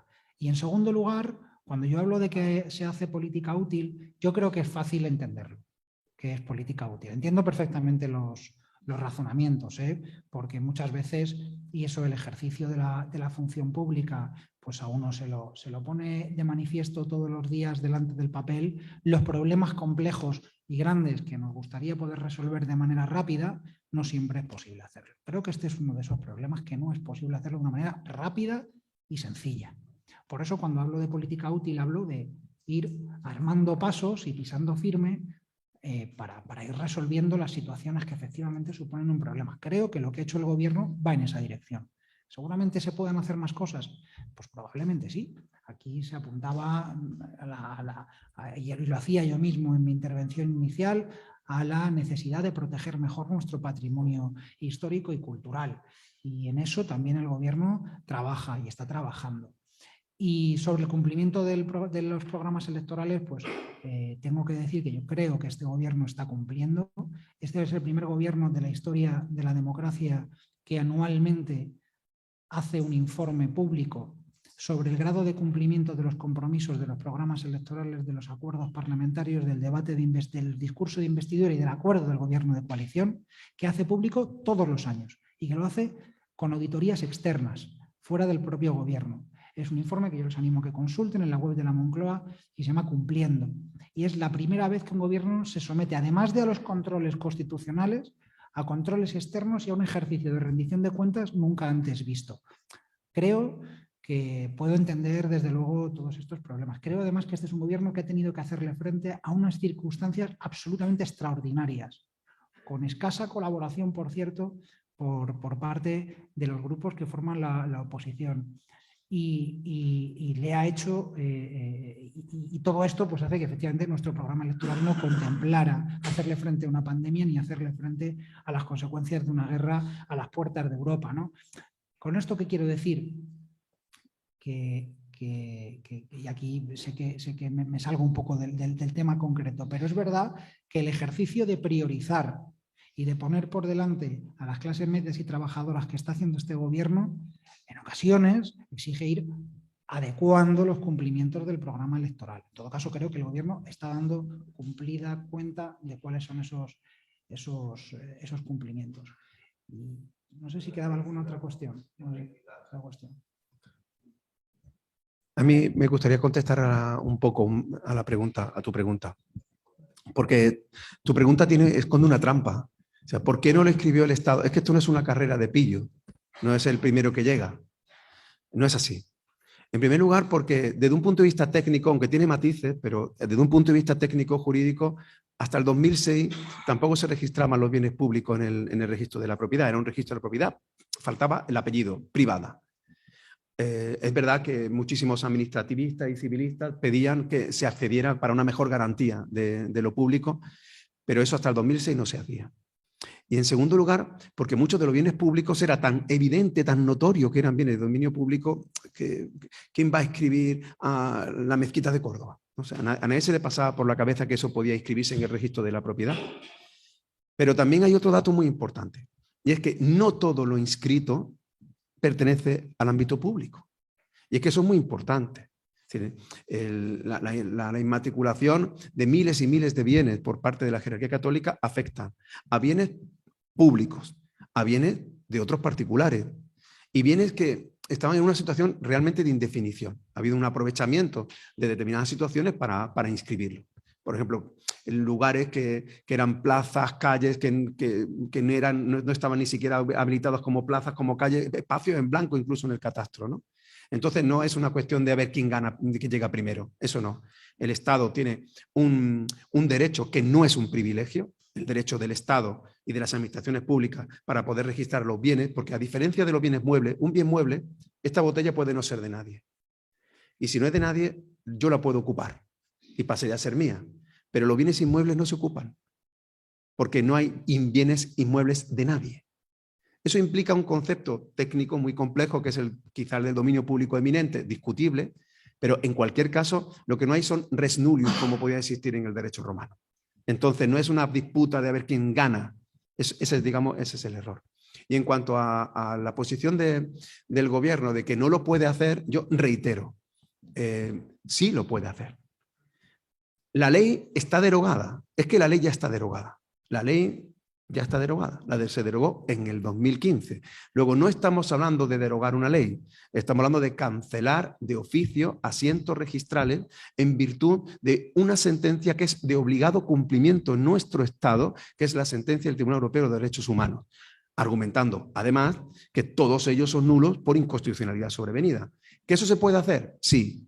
Jurídicamente podrían atacarla, claro, aquí se ataca todo, eso no hay ningún tipo de problema. Atacarlo se puede atacar todo, pero que hay argumentos jurídicos sobrados para poder hacerlo, pues sí. Ahora, esto sí que es verdad que es una opinión personal y probablemente pues, el subsecretario dirá que no, pero bueno, pero eso ya es diferente. Sí, había dos palabras pedidas allá al fondo, Pascual y otra persona. Sí, gracias. Bueno, voy a hacer una pregunta, pero antes una sugerencia que se me ha ocurrido ahora a propósito de la última intervención de Alberto. Sugeriría de este momento y a raíz de todo lo que hemos escuchado, que el gobierno podría fichar para toda esa complejidad de asuntos que cree que ha declarado que es eso, a un buen delantero centro como es el doctor Antonio Manuel. Es una sugerencia. Pero bueno, sí, además les aliviaría mucho el trabajo, creo yo. Mi pregunta iba dirigida a Redes Cristianas, que es la organización, porque yo no soy quien, de ninguna manera, para juzgar a ninguna persona como el supuesto representante, según leo en el programa, de la Iglesia Católica, que ha declarado en primer lugar que venía a título personal. Entonces, ¿en qué quedamos? ¿Dónde está la opinión? ¿Cómo me puedo dirigir yo? Porque claro, tú te has confesado católico, apostólico y romano, como creo que tantos de los oyentes, y no digamos nada de los que nos pueden oír por streaming. Entonces, ¿en qué quedamos? ¿Dónde está la ponencia? Perdón, y esto no es una crítica a redes cristianas, ¿no? Los organizadores, yo aplaudo. Pero claro, creía que leía bien aquí por la Iglesia, don Fernando Jiménez Barriaconal. Toma el micrófono y dice, aquí vengo a título personal. ¿De cuántos millones de católicos en qué quedamos? Entre ellos, muchos de los aquí presentes. ¿Podría contestarme, por favor? No, sí, por aclarar simplemente, a mí me han invitado a venir a esta charla, yo soy el vicesecretario para Asuntos Económicos, evidentemente yo no he consultado a nadie para venir aquí, he venido porque me ha dado la gana, pues soy ciudadano español y vengo aquí porque me da la gana y no he consultado a nadie de la Conferencia Episcopal para hacer una ponencia oficial. Ahora, evidentemente yo soy el vicesecretario para Asuntos Económicos y la opinión que ustedes han recibido es la del vicesecretario para Asuntos Económicos de la Conferencia Episcopal. Esto no es un documento, es cátedra de la Conferencia Episcopal y la opinión de la Conferencia Episcopal es la opinión de Fernando Jiménez, vicesecretario para Asuntos Económicos de la Conferencia Episcopal. Probablemente si hubiera preguntado si podía venir o no, pues me hubieran dicho que casi mejor que no y por eso he venido y no pregunto. Es así de fácil. Por favor, Jesús, no lo pongas, Siendo un tema tan importante para los ayuntamientos y para nosotros que estamos preocupados por el tema, ¿por qué no se publican los bienes inmatriculados, los 100.000 que están inmatriculados y no solamente los 30 y no sé cuántos del último periodo? Sea quien no lo debe hacer, ¿es el Estado o la Iglesia? Queda otra pregunta, creo. A ver, sí, breve.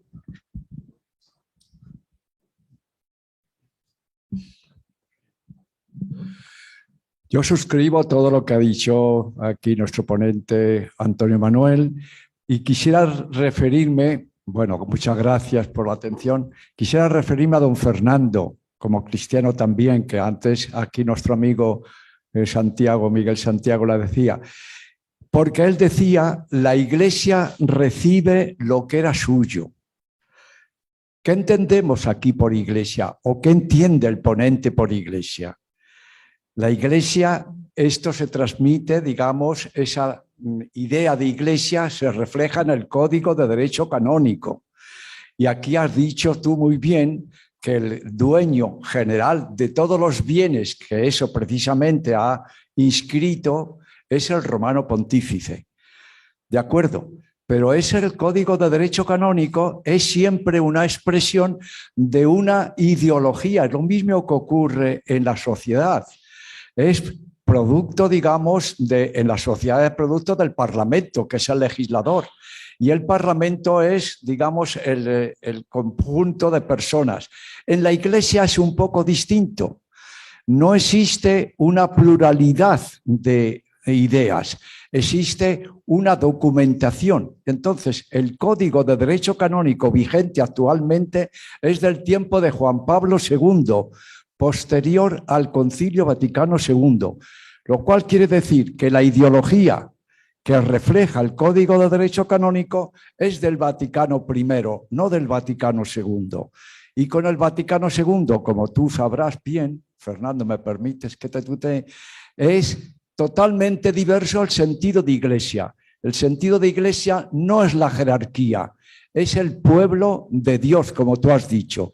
Pero claro, el pueblo de Dios hay que entenderlo históricamente. No estamos ya en la cristiandad. Entonces, la cristiandad, al decir pueblo de Dios, en el tiempo de Fernando III, digamos, de tiempo de la conquista de Córdoba y posteriormente de Sevilla, el pueblo de Dios también eran los judíos y también eran los musulmanes. No necesitaban estar bautizados. cosa que después Cisneros y los reyes católicos hicieron y Felipe III los expulsó porque no querían ser. Luego, no estamos en la cristiandad. Por lo tanto, el Código de Derecho Canónico actual, en la cual en la virtud tú dices que es el Romano Pontífice, debe actualizarse según la doctrina del Vaticano II, que nosotros también el pueblo somos legisladores, pero es que tenemos también un sacerdocio común, distinto del ministerial. Por lo tanto, esta idea, digamos, yo creo que tú la expones un poco, digamos, sesgada. Bueno, queda una palabra y ya acabamos. A ver, Juanjo.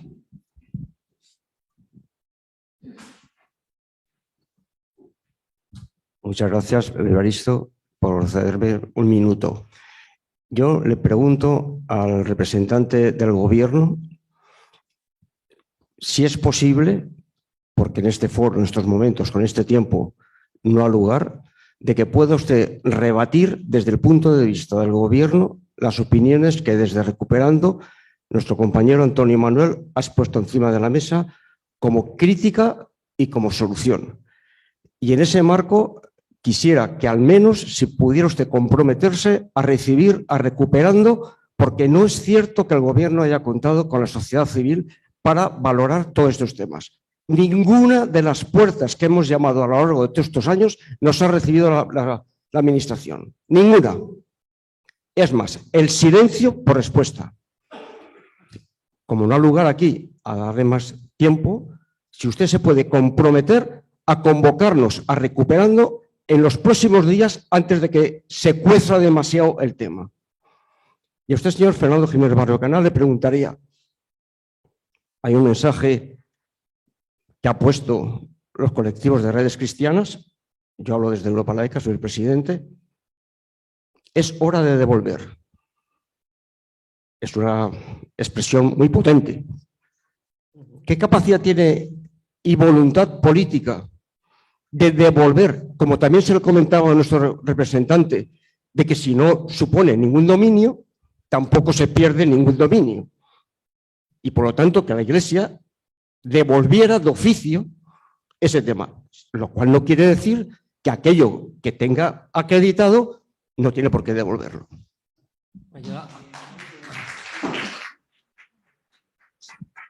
Yo les agradezco brevísimamente, que sé que tienen muy poquito tiempo. Primero, yo creo que las opiniones, agradezco que se me haya dejado hablar y escucho. Quiero decir que yo con la mayoría de las opiniones y los argumentos que ha presentado el último ponente estoy en total disconformidad, en total, absoluta. Creo que la mayoría de las cosas que ha dicho desde mi punto de vista en algunos casos son contrarias al derecho, pero es mi opinión.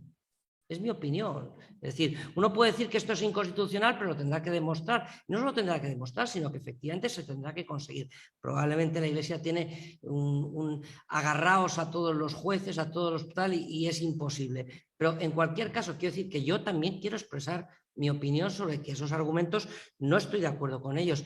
El código del 83 es un código basado en el código, en el Concilio Vaticano II. Y la Iglesia es el pueblo de Dios, es el pueblo de Dios. Y por tanto yo me siento iglesia como todos los bautizados se sienten iglesia. No voy a entrar en otra opinión porque evidentemente, pues bueno, y luego vuelvo a insistir lo que hemos dicho antes. La Iglesia está dispuesta a que todo lo que no le corresponda, pues simplemente que deje de estar donde está, evidentemente. Pues claro que sí. Pero demostrémoslos uno a uno, veamos, oye, ¿esto realmente de dónde viene? Es nuestra forma de proceder, es nuestra forma de entender las cosas. Que ustedes no están de acuerdo, ya lo sé. Por eso yo estoy en el sitio donde estoy y ustedes están en el sitio donde están.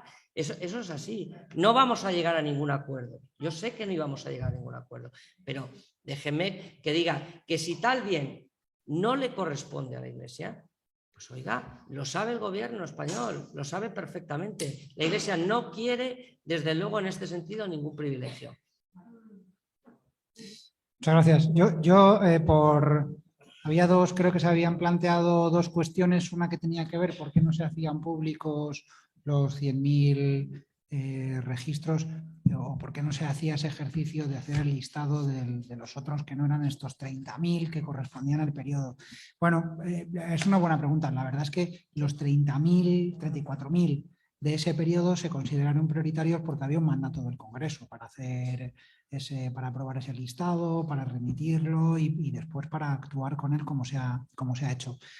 Además, había, digamos todo lo que sí que quiero dejar claro es que todos los registros son públicos, es decir, se pueden consultar el estado. Es verdad que hay que hacer un ejercicio que implica horas de trabajo y dedicación de recursos. Pero bueno, le explico las razones por las que se ha hecho el listado de esos 34.000. Y la otra cuestión era sobre el diálogo del gobierno con la sociedad civil y en particular con la asociación Recuperando. Bueno, yo lo primero que quiero decirles es que si para Fernando era complicado venir a un foro como este, para un representante del gobierno tampoco es un paseo esto y un baño de tranquilidad. Ahora, lo que sí le puedo asegurar es que este es un gobierno que escucha a la sociedad civil y por lo tanto no hay ningún inconveniente de que con quien corresponda, con quien mejor pueda atender y escuchar esas opiniones en un tiempo razonable y por el cauce que mejor convenga. Claro que el gobierno está y la administración y desde luego este subsecretario que tiene a cargo una parte reducida pero importante de lo que tiene que ver con este ámbito de los bienes inmatriculados, que son las relaciones con las confesiones religiosas. Yo estoy encantado de escucharle a usted, a su asociación y a quien corresponda. Vamos, esto puede contar con ello porque es una de las señas de identidad de este gobierno. Bueno, ¿querías decir algo? Vamos a dar por finalizado el acto. Vamos a creer que de verdad el gobierno tiene ese espíritu, como dijo Pedro Sánchez en su debate de investidura, de que en un Estado aconfesional no tiene sentido que ninguna confesión se sitúe por encima de la ley ni disfrute de privilegios que hieren el principio de legalidad y el principio de igualdad. Y también anunció que el Gobierno realizaría las modificaciones legislativas oportunas para facilitar la recuperación de los bienes que hayan sido inmatriculados indebidamente por la Iglesia Católica. Como parece ser que va a ser un Gobierno cumplidor, esperamos que lo que nos ha anunciado aquí Alberto, que es nuestro interlocutor, porque nosotros tenemos que dirigirnos al gobierno,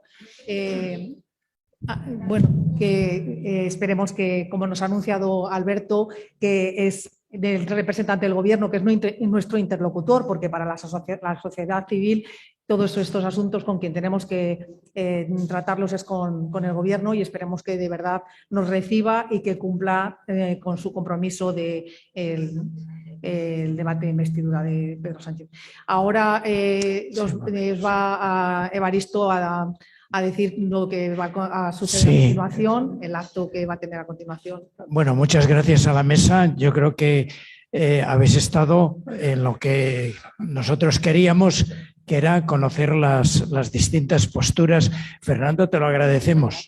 Tú sabes perfectamente que no podemos estar de acuerdo con muchísimas cosas, por eso hemos organizado esto, y Alberto también, pero te agradecemos tu defensa, tu valentía y digamos tu honestidad del venir aquí. Y bueno, pues nosotros también somos honestos en la preocupación, porque también nosotros defendemos un estilo de cristianismo serio, evangélico, que muchas veces la Iglesia, como tú bien sabes, pues está ocultando. Y Alberto, hay que decir, oye, te vamos a agradecer la oferta, porque nosotros desde Recuperando estamos pidiendo hace ya por lo menos años, desde Carmen Calvo y no sé cuántos, y nadie nos recibe, nadie recibe allá. Suponemos que ahora... ¿Cómo? No, que además de recibiros, que os voy a recibir, que he venido aquí. No, ahora sí. Gracias, te agradecemos tu valentía y el hecho de estar aquí, pero que sepas que el gobierno hemos pedido en muchas ocasiones ser recibidos por el gobierno, algún representante del gobierno, y nunca. Los partidos políticos sí que nos han recibido, pero bueno, después ya es distinto. Bueno, acogemos tu propuesta y esperamos que eso salga. Y ahora vamos a ir a las 12, me parece que tenemos, ¿a qué hora era? A las 12:30 tenemos la performance allá en Bailén 8, delante de la Almudena. Bueno, pues vamos, los que podemos ir andando, otros veréis el modo de acercarnos allá, que yo creo que se llega enseguida, ¿no? Y allá es donde vamos a proclamar el manifiesto y vamos a entregar nuestra propuesta a... Antes de despedirnos, quería recordar a todos los asistentes y también para los que nos están escuchando que el día 10 de noviembre está convocado por la coordinadora Recuperando una concentración en más de 20 ciudades de España para solicitar la recuperación de estos bienes inmatriculados, y os animamos a todos a que participéis allá en las ciudades en las que va a haber esta concentración, el día 10 de noviembre.